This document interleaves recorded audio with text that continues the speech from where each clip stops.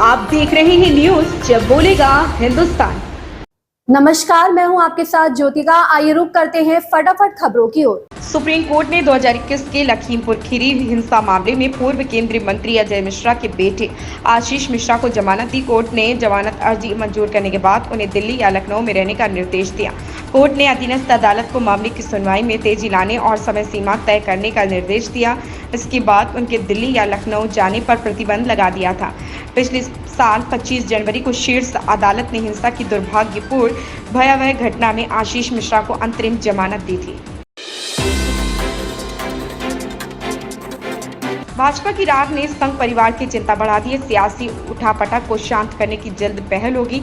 प्रत्यक्ष तौर पर संघ भले ही दूर हो, लेकिन अंदरखाने मंथन हो रहा। भाजपा के अंदरखाने में मची रार से पार्टी नेतृत्व तो पेशो पेश में ही है, लेकिन इससे सबसे अधिक चिंता संघ परिवार को हो रही है। संघ परिवार को अब इस बात की चिंता सताने लगी कि भाजपा नेताओं का यही हाल रहा तो कई दशकों की मेहनत पानी तो फिरेगा ही। साथ ही हिंदुत्व की अलग जगाने के लिए अभियान को भी झटका लग सकता है। इसलिए संघ परिवार प्रत्यक्ष तौर पर भले ही अब तक भाजपा नेताओं के अहम की लड़ाई से दूरी बनाए हुए, लेकिन सूत्रों का कहना है कि जल्द ही संघ की तरफ से सियासी उठापटक को शांत करने की पहल की जाएगी। आर्थिक सर्वेक्षण में सरकार ने कहा कि सेवा क्षेत्र एक प्रमुख रोजगार प्रदाता बना हुआ है।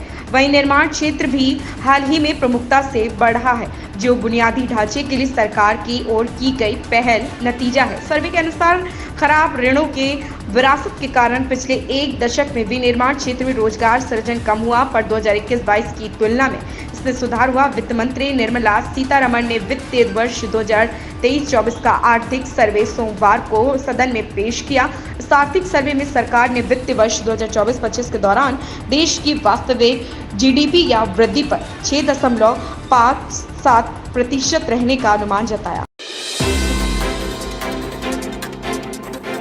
कांग्रेस अध्यक्ष मल्लिकार्जुन खड़गे ने कहा कि 1947 में आज ही के दिन भारत ने अपना राष्ट्रीय ध्वज अपनाया था। आरएसएस ने तिरंगे का विरोध किया था और सरदार पटेल ने उन्हें इसके खिलाफ चेतावनी दी थी कि केंद्र सरकार ने राष्ट्रीय स्वयंसेवक संघ की ओर से गतिविधियों में सरकारी कर्मचारियों के भाग लेने पर लगे 58 साल पुराने प्रतिबंध को हटा लिया। अब सरकारी कर्मचारी आरएसएस की गतिविधियों में शामिल हो सकेंगे। इस फैसले को लेकर कांग्रेस और भाजपा में जुबानी जंग छिड़ गई है।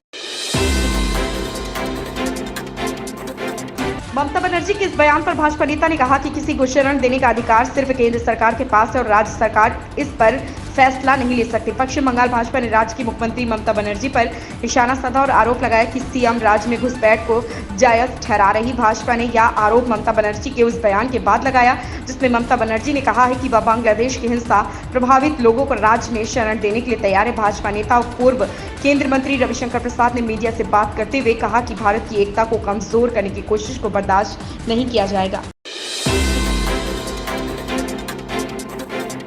अखिलेश यादव ने कहा कि अगर यही शिक्षा मंत्री रहे तो छात्रों को न्याय नहीं मिलेगा। इसके जवाब में केंद्रीय शिक्षा मंत्री धर्मेंद्र प्रधान ने कहा कि मेरे पास सूची है कि अखिलेश यादव की सरकार में यूपी में कितने पेपर लीक हुए। संसद के मानसून सत्र में नीट पेपर लीक मुद्दे को लेकर चल रहे हंगामे के बीच सपा प्रमुख अखिलेश यादव ने सरकार पर सवाल उठाए। अखिलेश यादव ने कहा कि सरकार पेपर लीक में नए रिकॉर्ड बना रही। इसका केंद्रीय शिक्षा मंत्री धर्मेंद्र प्रधान ने पलटवार किया।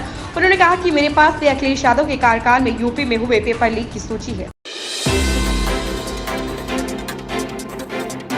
नेता विपक्ष राहुल गांधी ने कहा कि भारत की परीक्षा प्रणाली धोखे से भरी है। लाखों लोग मानते हैं कि अगर आप अमीर हैं या आपके पास पैसा है तो आप भारतीय परीक्षा प्रणाली को खरीद सकते हैं। इस पर केंद्रीय शिक्षा मंत्री धर्मेंद्र प्रधान ने कहा कि मैं देश की परीक्षा प्रणाली को बकवास कहने की निंदा करता हूं। लोकसभा में मानसून सत्र के दौरान नीट पेपर लीक मुद्दे पर जमकर हंगामा हुआ। विपक्ष ने सरकार को इस मुद्दे पर खूब घेरा। विपक्ष के नेता राहुल गांधी ने कहा कि देश के लाखों छात्रों से जुड़े मुद्दे पर कुछ नहीं हो रहा, यह बेहद चिंता का विषय है। महाराष्ट्र की राजधानी की सार्वजनिक परिवहन सेवाएं काफी प्रभावित हुई। लगातार बारिश के कारण सड़कों और रेलवे पटरियों पर पानी भर गया, जिससे उपनगरीय ट्रेन सेवाओं में देरी हो रही। भारी बारिश के कारण भारत की आर्थिक राजधानी मुंबई थम सी गई। यहां आज लगातार दूसरे दिन भी बारिश हो रही। कुछ इलाकों में कुछ सुबह केवल 1 घंटे में 34 मिमी तक बारिश हुई, जिससे सार्वजनिक परिवहन सेवाएं ठप हो गई। वहीं भारी बारिश के चलते कई जगहों पर स्कूलों की छुट्टी कर दी गई।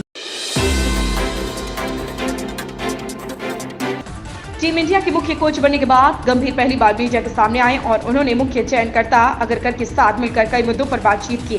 इनमें विराट कोहली से उनके संबंध को लेकर भी बयान शामिल है। टीम इंडिया के मुख्य कोच बनने के बाद गंभीर पहली बार मीडिया के सामने आए और उन्होंने मुख्य चयनकर्ता अगरकर के साथ मिलकर कई मुद्दों पर बातचीत की। इनमें विराट कोहली से उनके संबंध को लेकर भी बयान शामिल। गंभीर ने कहा, विराट कोहली के साथ मेरा किसी तरह का रिश्ता टीआरपी के लिए नहीं या दो परिपक्व लोगों के बीच रिश्ता है। अजय देवगन और रोहित शेट्टी बॉलीवुड के सबसे लोकप्रिय अभिनेता निर्देशक जोड़ों में से एक हैं, जिन्होंने एक साथ कई सफल फिल्में दी हैं।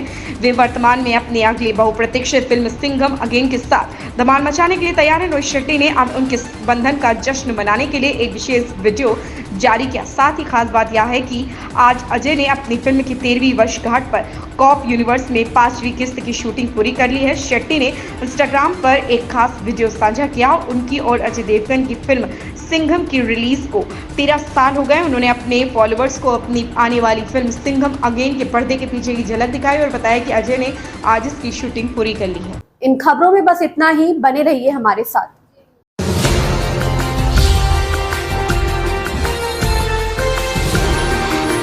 आप देख रहे हैं न्यूज़ जब बोलेगा हिंदुस्तान।